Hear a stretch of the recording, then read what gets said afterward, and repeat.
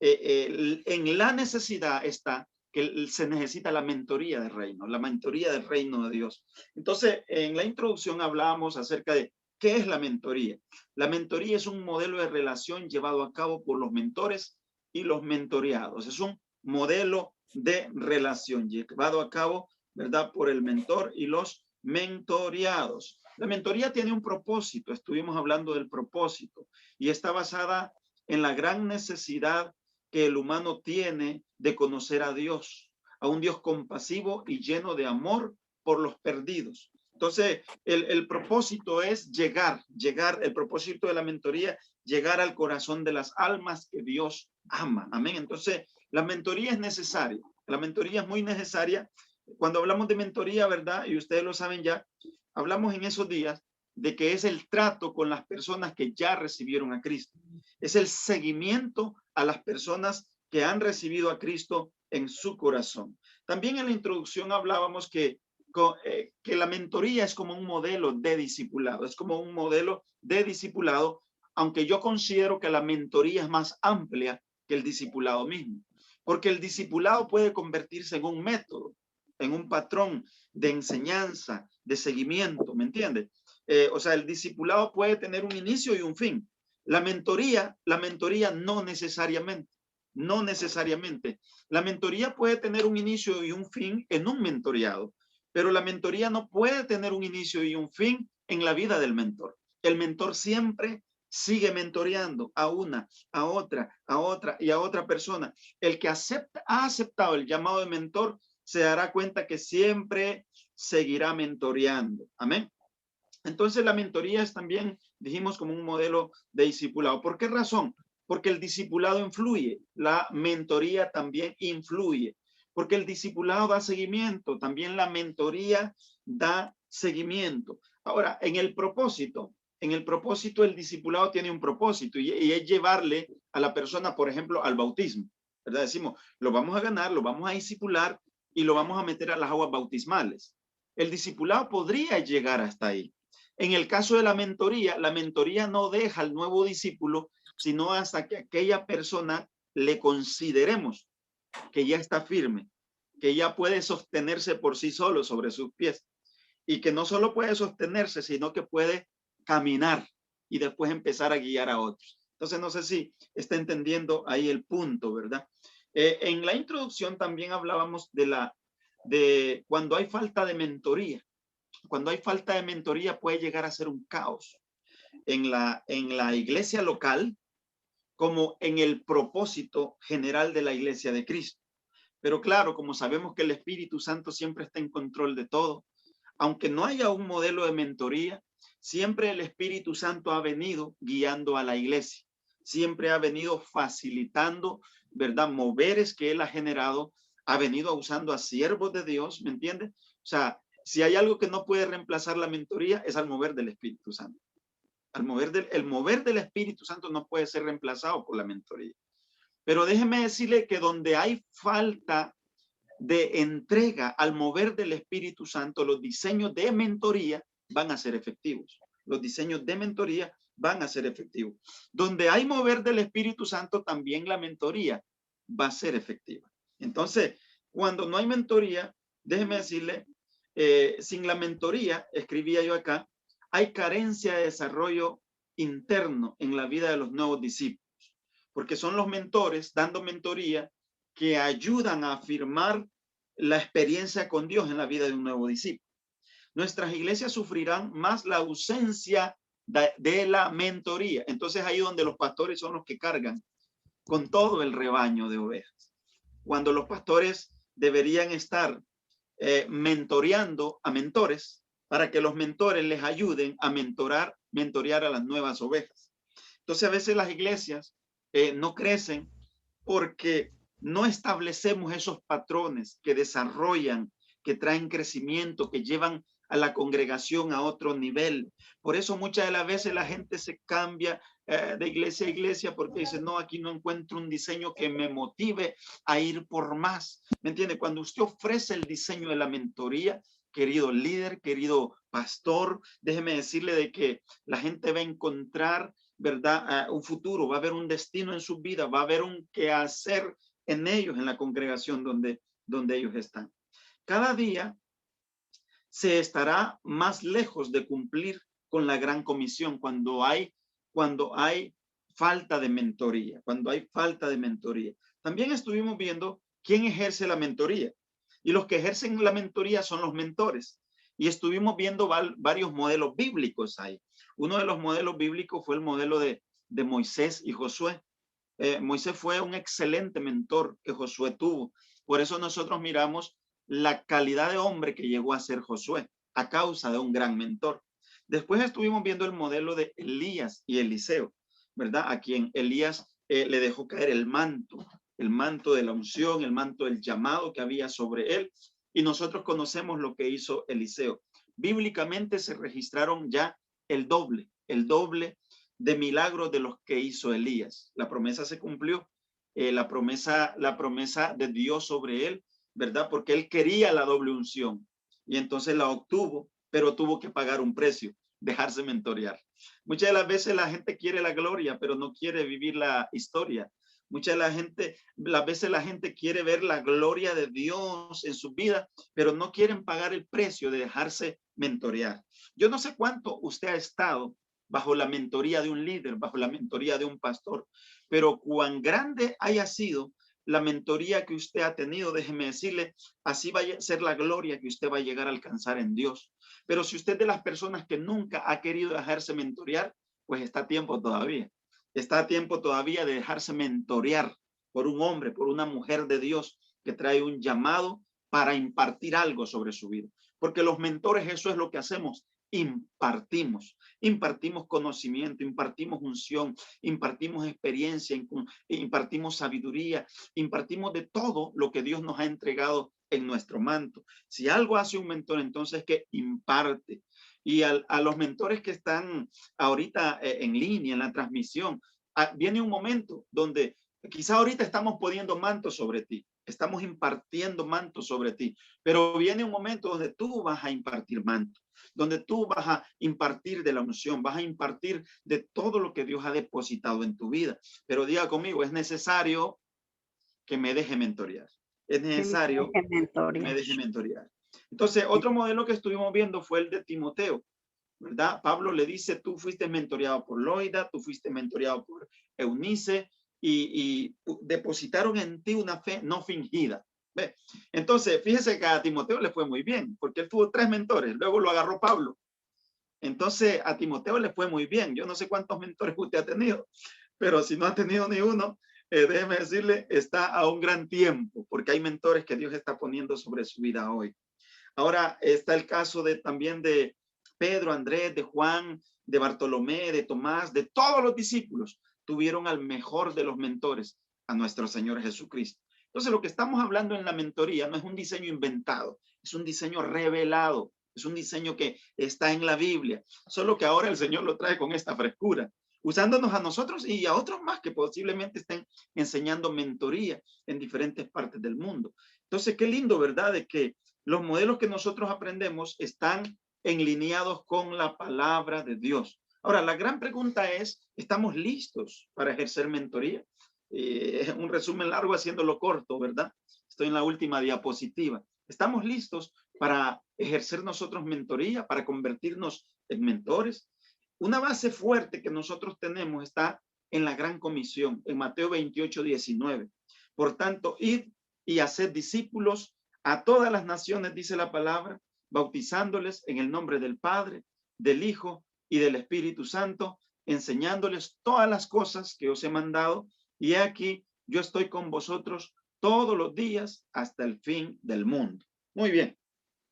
Ahí les resumí lo que fue la primera clase, la introducción de la primera clase. No sé si en esa primera clase alguien tiene alguna pregunta, que pueda abrir su micrófono y preguntar. O asimismo, si quiere comentar algo, solo que trate de ser un poquito breve, porque me gustaría resumirles la segunda clase, que aquí la tengo lista ya. Vamos a ver.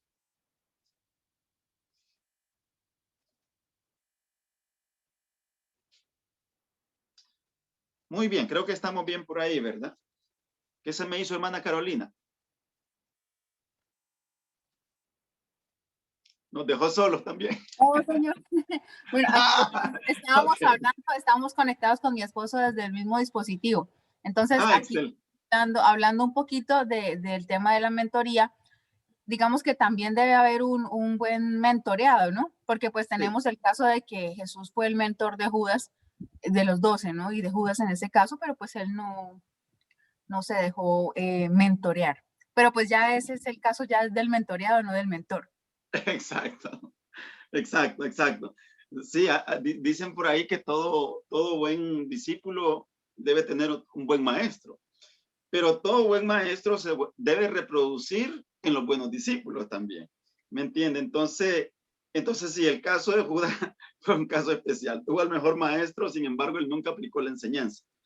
Entonces sí, están en lo cierto. Y saludos a su esposo por ahí. Saludos a su esposo que está también conectado. Este, bueno, ah, muy bien. Entonces partimos de la primera clase que fue la introducción, ¿verdad? Por ahí lo veo al varón. Muy bien, saludos. Saludos. Me gusta ese background que tienen ahí, ese fondo, el fondo de la pantalla. Muy bien, qué lindo. Bueno, estamos ahí, ¿verdad? Estamos ahí en el punto de que es una necesidad grande la que hoy día hay y que si nosotros logramos ir aplicándolo en el pequeño grupo, todo lo que hoy existe en grande tuvo que haber empezado pequeño. Incluso la creación, ¿verdad? Todo empezó desde pequeñito.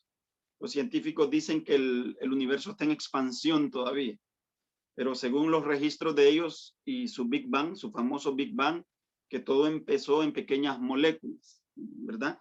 La creación, o sea, la explosión de todo, que ahora es un fenómeno muy gigante allá afuera, que ellos mismos no han logrado encontrar el fin. Pero nosotros comprendemos de que todo fue causado a causa de una palabra, la palabra creativa de Dios. Entonces, cuando nosotros hablamos también de mentoría, quizá en alguna congregación esto sea nuevo o para nosotros esté siendo nuevo, aunque el modelo de discipulado, como alguien decía en las clases anteriores, aunque el modelo de discipulado se ha visto anteriormente, no el de mentoría, porque el de mentoría va un poco más allá. Yo lo considero que va un poco más allá de lo que es un discipulado básico. Amén. Entonces, voy a adentrarme a la segunda clase que estuvimos viendo para hacer un pequeño repaso a modo de resumen también sobre lo que fue el mentor, fue la segunda clase. No sé si ustedes agarraron las diapositivas ahí, ¿verdad? Y estuvimos viendo que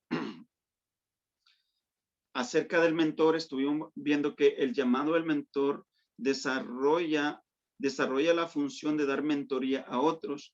En el estudio del término encontramos que el mentor es una posición de liderazgo muy antigua, fíjense, es muy antigua, solo que en nuestros países no se veía, ¿verdad? Este tipo de función. Y entonces la ejercían líderes, pero líderes que se caracterizaban por madurez. Generalmente esto se aplicaba a las personas ya más viejas en edad, porque se consideraba que el que había vivido más, ¿verdad? Tenía más conocimiento, tenía más experiencia en lo que iba a mentorear. Entonces yo sé que en el caso del pensamiento nuestro y el pensamiento bíblico no necesariamente tiene que ver con los años, sino con la madurez alcanzada. No tiene que ver con qué tan canoso, qué tan peloncito uno esté o qué tantos años, ¿verdad? Tenga encima ya la persona. Tiene que ver con madurez. Con madurez, tiene que ver primero con relación con Dios, con madurez espiritual y con relación con nuestro prójimo. Entonces, relación con Dios, madurez espiritual y relación con nuestro prójimo. Tiene que ver la mentoría. Recuerde que Pablo le decía a Timoteo, ninguno tenga en poco tu juventud, sino sea ejemplo de los creyentes en palabra, en conducta, en amor, en espíritu, en fe, en pureza. ¿Ve? Entonces, Timoteo era un pastor joven de la iglesia de Corintios. Y entonces Pablo se refiere a él y a la iglesia misma se refería y respeten el pastorado de Timoteo, respeten lo que Dios ha entregado a él. Aunque es un joven con mucha madurez, con mucha relación, con mucho llamado de Dios. Entonces, respondiendo a la pregunta, si un jovencito puede ser un mentor, sí, claro que sí, porque en las enseñanzas he puntualizado de que un mentor solo es alguien que va unos pasos adelante de otro. Un mentor es alguien que solo va unos pasos adelante del otro. Entonces, un joven puede ser mentor. Una persona menor que otra puede ser mentor. Claro que sí, claro que sí. Porque no necesariamente la persona que tiene 50 años de edad, no necesariamente tiene que estar más madura que el que tiene 40. Puede estar un poquito más viejita o viejito, ¿me entiende? Y no necesariamente estar tan maduro como el de 40. Entonces, un menor puede ser mentor de alguien que es mayor que él. Claro que sí. Todo dependerá de la madurez y la relación que la persona tiene con Dios. Muy bien, entonces estuvimos viendo también acerca del término, el término de mentor. Esa es una pregunta que yo hago aquí en los exámenes.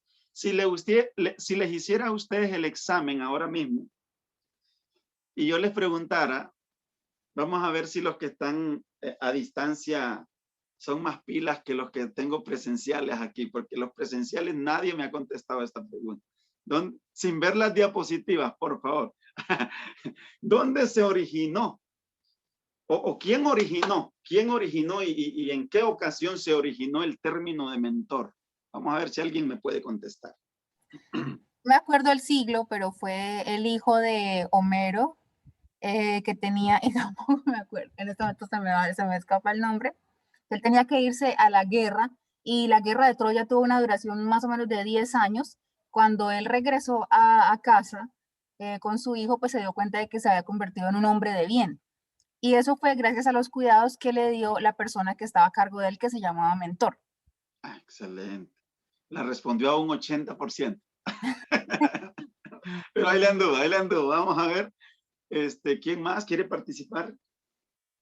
Si no me equivoco, es siglo 8 antes de Cristo, pastor.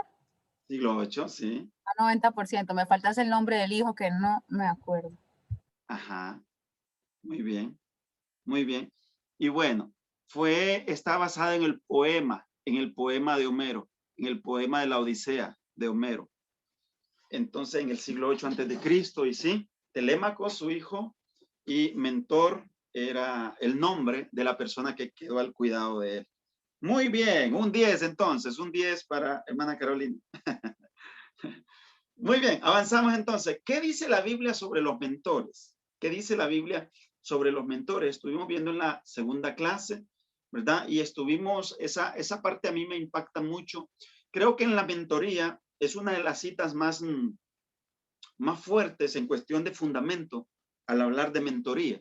Cuando a usted le lleguen a preguntar, bueno, ¿y en qué se basan?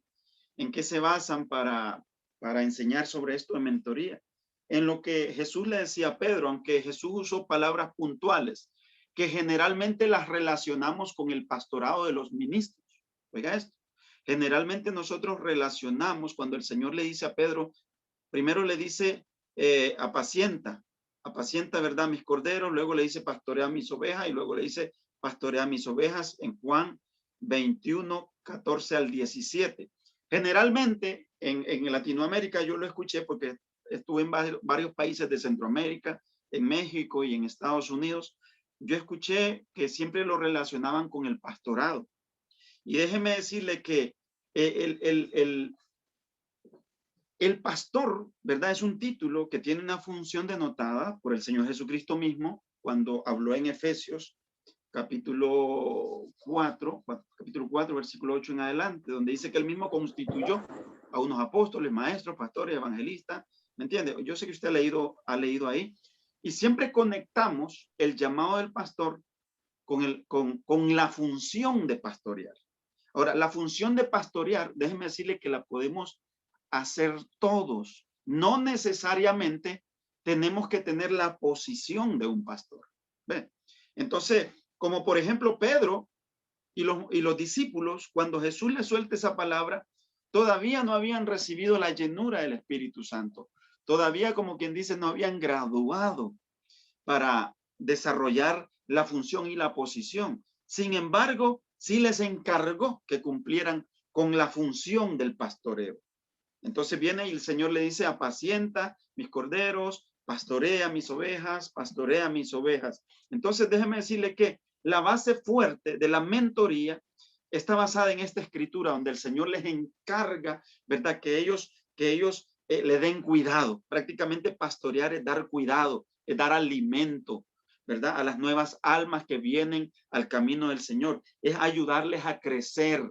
Y eso es lo que hacen los mentores: ayudar al seguimiento, ayudar al crecimiento, ayudar a que las personas avancen en el reino de Dios. Entonces, qué importante, ¿verdad? Está esto de que todos podemos desarrollar una función pastoral. Por ejemplo, el padre de familia, si tiene una esposa, tiene hijos, ese es un pequeño pastor ya. Si puede pastorear bien en su casa, entonces podrá pastorear bien la grey del Señor. Entonces, está viendo cómo la mentoría se relaciona con lo que es el pastoreo divino. La mentoría está relacionada, ¿sabe por qué? Porque en realidad es un diseño que viene del cielo. Los hombres racionalizamos los conceptos de un modo, puede ser muy cultural, muy nacional en un país. Muchas veces podemos ser también muy bíblicos, tratar de estar muy bíblicos y estar fuera de la misma Biblia. ¿Me entiende? Lo que quiero decir con esto, que cuando un diseño es de Dios, la función Dios la va a llevar a cabo con quien esté o con los que no están ahí. O sea, Dios la va a llevar a cabo siempre con alguien. Dios va a usar siempre a alguien. Y ojalá que Dios te use a ti, me use a mí, para desarrollar la función, la función. No estoy hablando del llamado del pastor, estoy hablando de la función pastoral, que no necesariamente siempre la va a desarrollar un pastor. ¿Me entiende? La desarrollan también los líderes, que son una extensión del trabajo pastoral en una casa. Entonces, Jesús, estuvimos viendo también que Jesús se invirtió. Esa palabra me encanta mucho, porque cuando usted invierte, ¿cuántos han invertido alguna vez en la bolsa de valores? Yo no, porque siempre he oído malas cosas con ese tipo de inversiones aquí en Estados Unidos. Entonces, pero los que invierten tienen la esperanza de llegar a tener buenos dividendos, ¿verdad? Buenos resultados en su economía. Quieren ver más dinero del que ellos están invirtiendo. Entonces Jesús se invirtió en sus discípulos, porque Jesús es el mayor visionario que ha existido. Jesús, desde antes de la fundación del mundo, él ya había visionado a su iglesia. Si nosotros sabemos, pues Dios es omnipresente y Él está, ¿verdad? En todo. Él ha visitado ya todos los tiempos. A Él nada le va a sorprender, porque Él no vive en el tiempo, Él vive en la eternidad. Y Dios ya estuvo en el pasado, está en nuestro presente y ya fue a nuestro futuro. Y cuando Él viene y nos enseña algo, es porque Él viene del futuro y nos dice: váyanse por aquí, quiero enseñarles esto, quiero llevarlos por aquí, porque vengo del futuro y en el futuro hay complicaciones que se vienen para ustedes y por lo tanto quiero prepararlos. ¿Ve? Entonces Jesús se invirtió en sus discípulos porque Él ya estuvo en el futuro. Jesús invierte en sus discípulos porque dice, viene un día de juicio, viene un día donde va a ser infernal para toda la humanidad, y lo revela en todo el libro de Apocalipsis. Y Jesús dice: voy a invertirme en mis discípulos para que no todos tengan como destino ese lago de fuego, para que no todos tengan como destino el sufrimiento eterno. Entonces vengo a invertirme, a preparar discípulos que me ayuden a hacer la obra que mi Padre me ha enviado a hacer. Porque aunque Jesús, déjeme decirle que aunque Jesús en su parte divina es eterno, en su parte humana no fue eterno. Él tenía que morir y resucitar en un cuerpo glorioso y cumplir el tiempo destinado por el Padre e irse. Si Jesús se quedaba, la iglesia no iba a hacer nada, señores. Si Jesús se quedaba, la iglesia iba a estar dicen por aquí, de floja, de haragana, de perezosa, porque todo se lo quiere dejar la iglesia al pastor, todo se lo quiere dejar a los líderes. Así mismo hubiera sido con los discípulos. No les cae el Espíritu Santo. No logran tener ese avivamiento que tuvieron. Tenía que irse él para que ellos crecieran. Acuérdense que Juan el Bautista hizo lo mismo. Es necesario que yo mengüe, dijo Juan el Bautista, para que el ministerio de Jesús crezca. Entonces era necesario que Jesús se fuera para que viniera el Consolador y sus discípulos crecieran, ascendieran. Y era necesario que sus discípulos también dejaran de existir para que nosotros tomáramos acción en esta esfera. Amén. Bendito sea el Señor. Entonces aquí viene Jesús, se invierte en ellos hasta dejarlos listos para el próximo nivel de impartición, de sabiduría, de amor por los demás, ¿verdad? Y les impartió también autoridad. Entonces ellos tuvieron al mejor de los mentores. Ellos se convirtieron en gente increíble. Yo le llamo gente increíble, la gente increíble deja una huella. La gente increíble va a dejar una huella. Yo eventualmente predico un mensaje que le llamo dejando huella, dejando huella. Y en ese mensaje Dios un día me dio una frase y me dijo, diles, me dice el Señor cuando predico ese mensaje. Diles que en su paso por la vida alguien se dé cuenta de que estuvieron aquí. Dios me dijo eso en ese mensaje. Diles que en su paso por la vida alguien se dé cuenta de que estuvieron aquí.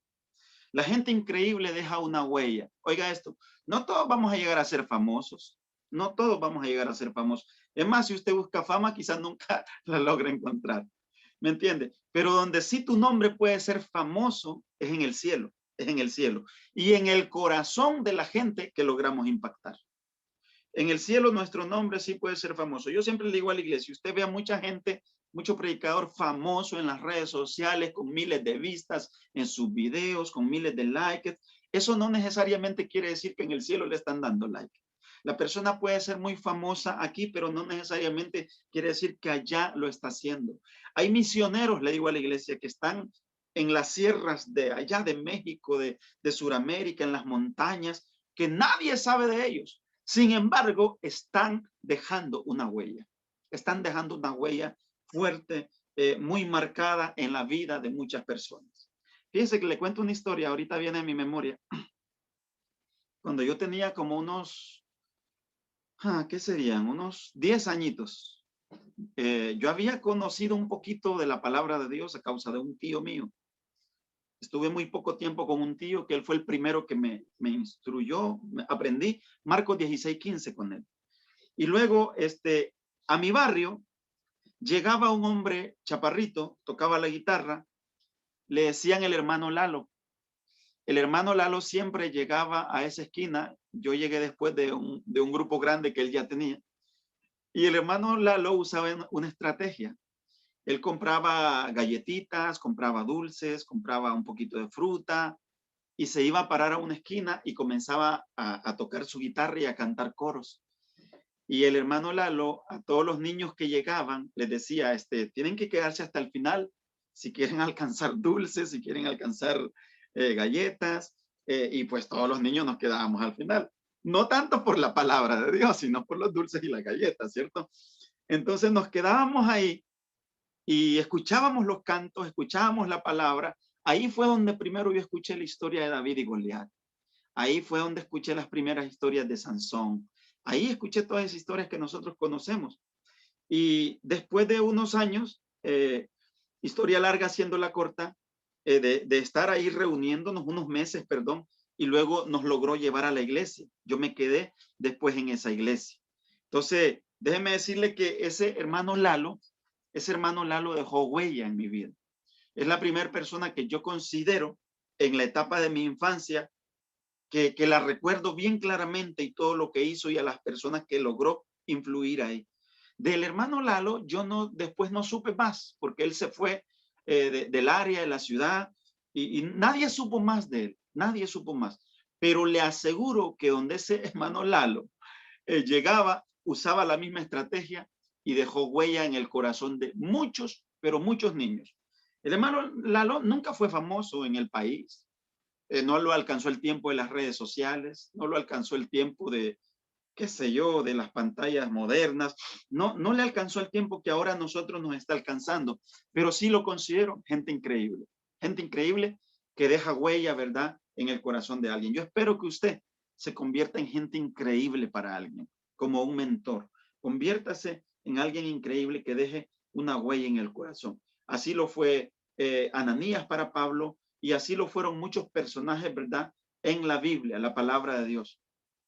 Voy a ir cerrando esta parte ya con los obstáculos comunes que se presentan frente a la mentoría. Obstáculos comunes que se presentan frente a la mentoría. O sea, alguien puede decir, no, yo no puedo ser mentor porque, número uno, se siente inadecuado para el trabajo de mentor. La persona puede sentirse inadecuada. ¿Qué es esto de sentirse inadecuada?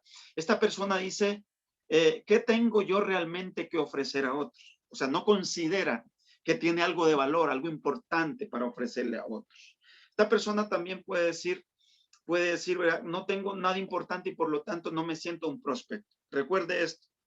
Las personas con este tipo de pensamiento deben comprender que un mentor es alguien que solo va unos pasos adelante de otro, a quien posiblemente ha de mentorear.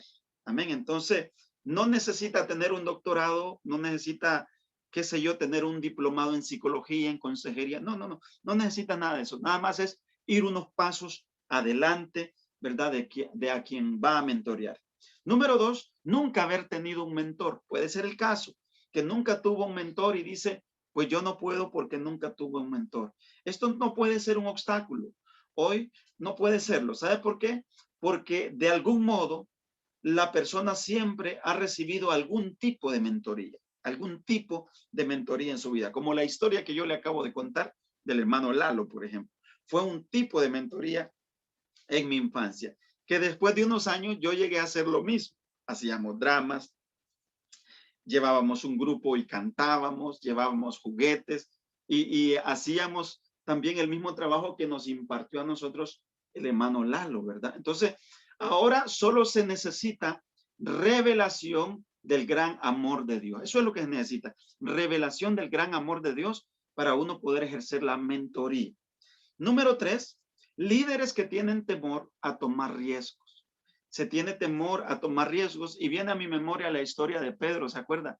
El único que se atrevió a bajar de la barca cuando decían un fantasma, un fantasma. El Señor les decía, soy yo, no soy un fantasma, soy yo. Entonces Pedro le dice, entonces si eres tú, manda que yo camine, porque yo sé que tú tienes el poder para lograr que yo camine. Y Jesús decía, sí es cierto, yo tengo el poder, pero tú necesitas la fe. Tú necesitas la fe. Y para tener una fe como la que Pedro tuvo, alguien diga conmigo, se necesita ser atrevido. Se necesita ser atrevido. Se Entonces necesita. Pedro se atrevió a salir de la barca y es el único que después de Jesús ha caminado sobre las aguas. Algunos dicen que dio 7 pasos, yo creo que dio 2 o 3, pero Sí, el único que por lo menos dio un paso sobre el agua. De ahí no ha habido otro que se haya sostenido sobre el agua. Entonces, ¿por qué razón? Porque no tuvo el temor al riesgo de hundirse. No tuvo el temor. Él sabía que si se hundía, ahí estaba el que lo iba a salvar. Él sabía ya a ese nivel que él tenía un propósito y que Jesús lo iba a necesitar. Dentro o fuera de la barca lo iba a necesitar. Entonces vino y el Señor lo rescató. Amén. Entonces, podemos llegar a pensar que si no cumplo, que si no cumplo con las expectativas también. Cuando la persona tiene temor a los riesgos, dice, ¿qué si no cumplo con las expectativas, con lo que esperan de mí? ¿Me entiende? Entonces, alguien dijo por ahí, si fracaso, que fracase.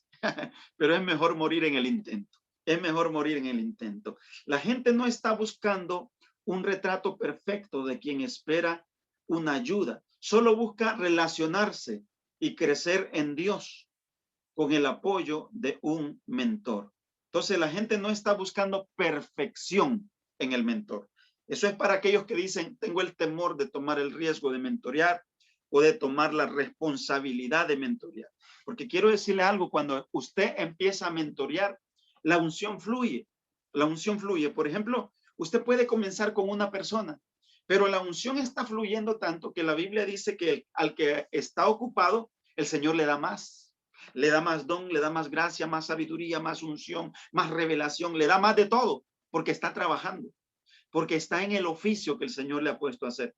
Y entonces, si usted tenía la capacidad de mentorear a uno, agárrese, porque se viene la capacidad de mentorear a 3, de mentorear a 5, de mentorear a 12, de llegar a mentorear a 20. Pastor, ¿y cómo le voy a hacer? Bueno, eso viene de parte del Señor. Eso yo no lo puedo impartir, pero el Señor sí lo puede impartir sobre los que dicen, no importa, voy a tomar el riesgo, si fracaso, que fracase.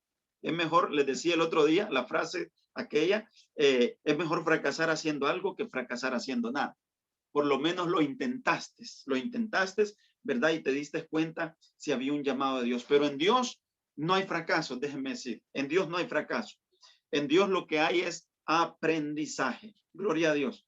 Entonces, ahí cerrábamos con esa diapositiva del desafío. El desafío, ¿verdad? Aceptar el desafío es un privilegio. Y escribimos ahí, todos somos grandes prospectos para la mentoría, aunque no cuentes con la experiencia plena o sientas un poco de temor para iniciar, recuerda que el proyecto de Dios son las almas y estar involucrado en los proyectos de Dios es la mejor iniciativa que podemos tener. Amén. Entonces, no hay nada mejor, mis queridos mentores, no hay nada mejor, queridos pastores y líderes, siervos de Dios, de que aceptar el desafío a servir a Dios a otro nivel. Hay que servir a Dios a otro nivel y yo creo que a eso estamos llamados. Bueno, entonces termino, ¿verdad? Con esa parte donde el desafío es lo que nosotros tenemos enfrente.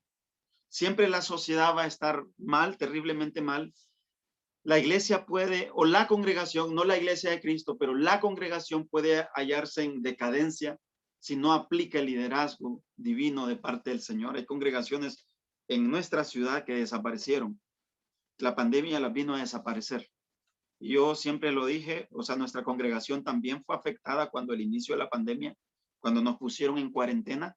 La iglesia aquí fue afectada, pero yo siempre le dije a la congregación, podrán cerrarnos el edificio, pero no nos van a detener de adorar y de predicar la palabra. Lo haremos a través de Facebook, lo estuvimos haciendo, o lo haremos en un parque, lo haremos en algún sitio público y no paramos. Pero no todos los pastores pensaron así.